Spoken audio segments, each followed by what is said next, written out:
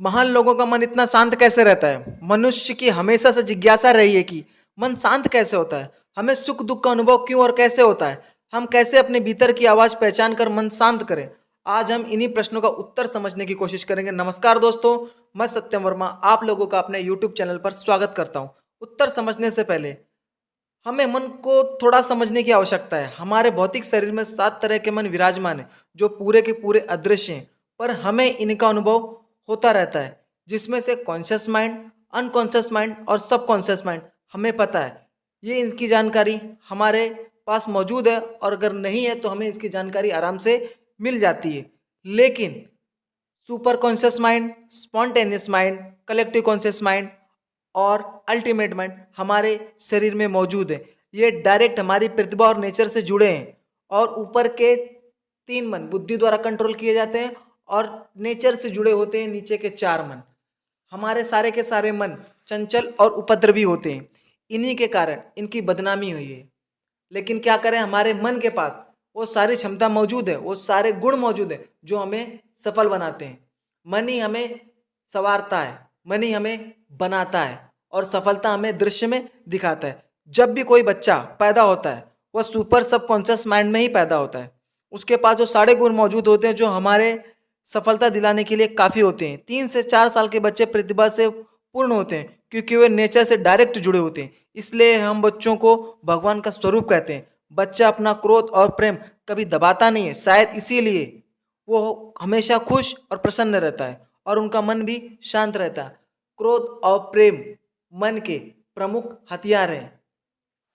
लेकिन 3-4 साल के बाद उनमें बच्चों में बुद्धि का समावेश करा दिया जाता है किसी धर्म, रीति रिवाज, मान्यता के आधार पर। और बुद्धि का स्वभाव द्वंद्व करना है। जैसे ही बुद्धि फायदा नुकसान, ऊंच नीच, हार जीत, सही गलत देखकर काम करने लगती है और यदि उसके परिणाम विपरीत आ गए तो बुद्धि में फ्रस्ट्रेशन, टेंशन, डर अपने आप पकड़ लेती है और फिर बुद्धि अपने क्षमता के अनुसार काम करती है और नतीजा वही। इससे बुद्धि मोह, लोभ, राग, द्वेष, ईर्ष्या पकड़ती है, जिससे हमारा मन विकृत होने लगता है और हमें सुख दुख का अनुभव अपने आप होने लगता है और हम एक असफल समाज की श्रेणी में चले जाते हैं। धीरे धीरे बुद्धि हमारे मन पर कंट्रोल करना शुरू कर देती है और हम मानसिक रूप से हार जाते हैं और हमारे कमजोर मन पर बुद्धि की पकड़ हो जाती है। ये एक नुकसान है हमारे ताकतवर मन को दबाने का।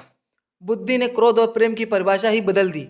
जिस बुद्धि को हमारे मन के अधीन होकर कार्य करना था, अब वो कमजोर मन हमारी बुद्धि के हिसाब से काम करते हैं और ताकतवर मन तक हम पहुंच ही नहीं पाते हैं। ये बड़ा दुर्भाग्य है मनुष्य जाति का। कृष्ण गीता में कहते हैं, मनुष्य आप ही अपना शत्रु और आप ही अपना मित्र है। ये श्लोक सिर्फ और सिर्फ कृष्ण ने बुद्धि के संदर्भ में कही है। ये एक पूरी की पूरी साइकोलॉजी है। कभी हम और इस पर चर्चा करेंगे। मन को सिर्फ और सिर्फ शांति चाहिए। मन की छोटी छोटी इच्छाएं, यदि हम उनकी इच्छाएं पूरी करने लगे तो मन अपने आप शांत हो जाता है, कोई दिक्कत नहीं आती। लेकिन क्या करें, ऐसा हो नहीं पाता। इसके पीछे टाइम और स्पेस का गहरा राज है। हम कभी किसी और वीडियो में चर्चा करेंगे। अब प्रश्न उठा कि हम मन को शांत कैसे किया जाए, तो इस संदर्भ में गौतम बुद्ध कहते हैं कि हर मनुष्य के शरीर में एक आग है और ये जो आग है वही उसका मन है। यदि वो अपने मन के भीतर राग, द्वेष, ईर्ष्या रखता है तो उसके स्वभाव में अपने आप आ जाएगा, बोलचाल में अपने आप दिखने लगेगा। यदि वो अपने मन में प्रेम, दया, करुणा रखता है तो भी उसके स्वभाव में आ जाएगा और वो उसके शब्दों में दिखाई देने लगेगा। इन सारे महान वाक्यों को मैं साइकोलॉजिकली इन सारे वाक्यों को मैं साइकोलॉजिकली डिकोड कर देता हूं। जितने भी हमारे कमजोर मन हैं, कमजोर मनों को हमें और कमजोर करना पड़ेगा, हमें मजबूत नहीं करना है। यदि आपने कमजोर मनों को मजबूत कर लिया तो आपके जितने भी ताकतवर मन है वो अपने आप दब जाएंगे। प्रेम, दया, करुणा, ये जितने भी गुण हैं वो हमारे ताकतवर मनों में मौजूद हैं। तो हमें अपने भीतर इन गुणों को भरना है। जैसे ही हम अपने पे दया करेंगे, अपने पे करुणा करेंगे, खुद को दयावान बनाएंगे भीतर से, हमारे ताकतवर मन अपने आप जागृत हो जाएंगे। गौतम बुद्ध सिर्फ और सिर्फ इतना कहना चाह रहे हैं। बहुत गहरी साइकोलॉजी है, मैंने शॉर्ट में आपको समझाने की कोशिश करी। यदि ये आप वीडियो फेसबुक पर देख रहे हैं तो पेज को लाइक करें।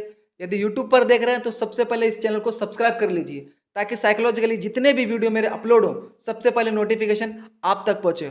और हाँ दोस्तों, यदि आपको ऐसा लगता है कि आपको कोई चीज़ बांध रही है या आप किसी मानसिक रूप से बंधे हुए नहीं छूट पा रहे हैं, तो आप मुझे कॉल कर सकते हैं। धन्यवाद।